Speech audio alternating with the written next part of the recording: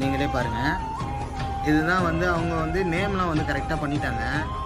ஏன்னா நேம்லாம் வந்து அவங்க ஏற்கனவே கொஞ்சம் ட்ராயிங்லாம் வந்து நல்லா பண்ணுவாங்க. அதனால் நேம்லாம் வந்து சொல்லவே தேவையில்ல, அவங்க நல்லா சூப்பராக பண்ணாங்க. மிஷின் எது